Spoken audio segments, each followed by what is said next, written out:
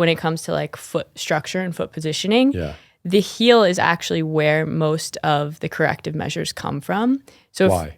So a lot of people, when they have a flat foot, it comes from their heel.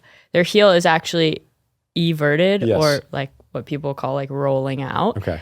And that is what controls the rest of the foot. So if you can bring the heel back to neutral, or like we say 3 to 5 degrees of eversion, then the rest of the foot actually becomes more aligned and creates, the way that I explain this to patients is you want your foot to be like a tripod. So your heel, you're under your first met, and then under your fifth metatarsal. So your big toe and your little toe, I guess you could say.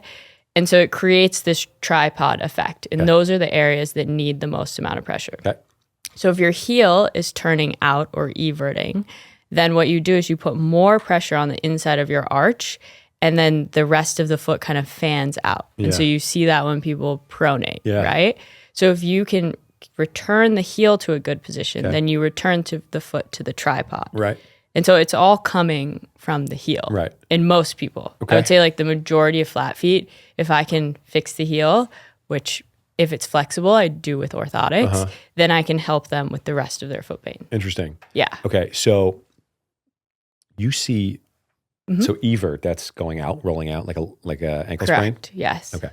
Well, so I always get them mixed up. there's two types of ankle sprains. There's an inversion sprain and an Right. eversion sprain. Right. An inversion sprain is the more common one you see when Step on when a your toe, foot foot. rolls in, essentially. Yeah.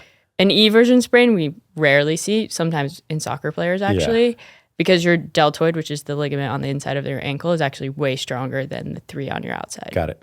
But Okay. yes. Okay. I always get it mixed up. I don't want to So I say confuse people. pronate, supinate because I can get that. Yes. Is that appropriate for the foot? It is. Okay. But pronation and supination mean different things in like open chain versus closed chain. So Yeah. if their foot's on the ground versus if it's in the air. All right. And also pronation and supination are not just inversion and eversion. Okay. They're like more than one of the movements. Okay. Whereas eversion and inversion is quite literally just out or in. Okay. All right. I'll make this. It gets really scientific, and I don't know that we want to go Yeah, into as it. the journalism major, I'm choosing my own destiny here. Okay, so for the so you're seeing more eversion? Correct. Of Really? the heel. Yeah. Pronation is way more common than supination. Well, now you got me confused again. Eversion. You see. So the heel bone going, no, that's actually inversion. Okay, so we're on the same page. Yes.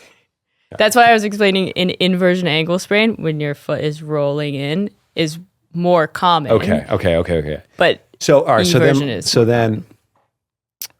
so like that is I think I have that when I take pictures of people's feet. We see that happen. We see that all the time. Correct. Yeah. All the time.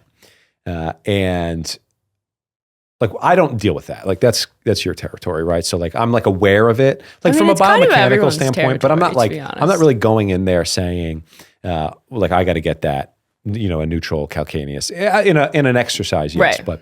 But how do you and can you actually neutralize that heel?